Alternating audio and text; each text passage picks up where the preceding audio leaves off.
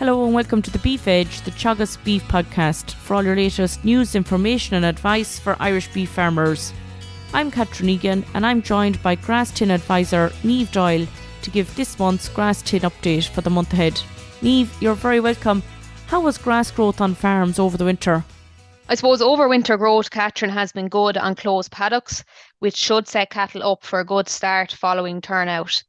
By walking the farm, you can compare the covers on the paddocks that were closed early versus the paddocks that were closed late.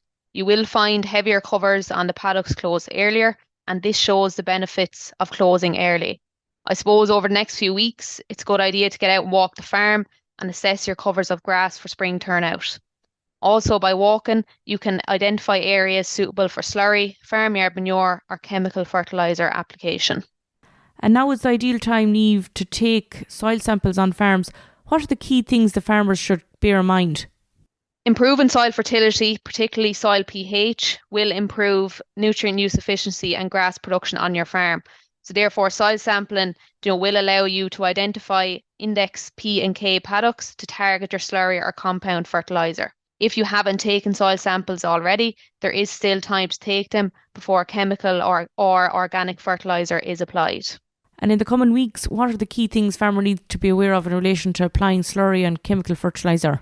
So if you need to lower tanks, spread 2,000 gallons per acre of dilute slurry and target this then to paddocks with low index 1 or 2 paddocks. However, I would prioritise slurry for silage ground if you can get slurry to it.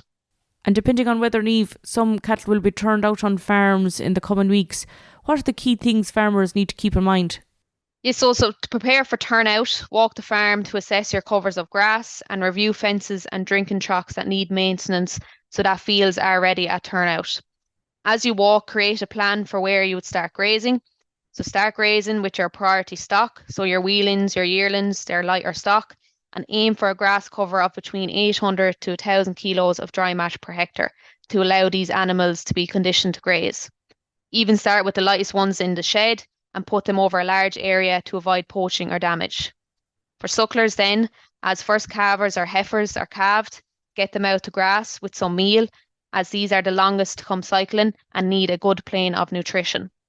Ensure the paddock is sheltered for calves. It is close to the yard, so it's easy to let them in or out, and also it's easy then to monitor them. Ensure you let them out on a dry day to allow the calves to acclimatise to the weather. Just from speaking to staff in Grange, calving is kicked off there this week, and the first calvers or heifers will be turned out once they are calved and a dry day allows. And also they will be going to a paddock that is sheltered for calves. I suppose the key thing is to prepare to start and graze when you can.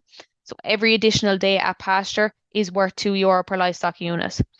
Aim then for a post-grazing height of 3.5 to 4 centimetres on the first rotation to set paddocks up for the rest of the year. That's great, Niamh. And finally, what 3 tips have you for farmers in the coming month? I suppose the first tip is to get ready for grazing. So walk the farm and fix any broken fences or water troughs. As you walk then, create a plan for grazing. So pick the paddock you're going to graze first and the stock then you want to start grazing. So just remember to prioritise your lighter stock. Your second message then will be soil sample if you haven't already done so. And the third message then is complete a spring rotation planner. That's great, Niamh. Thanks very much. And I'll include the link to the Grass10 newsletter for farmers that'd like to subscribe.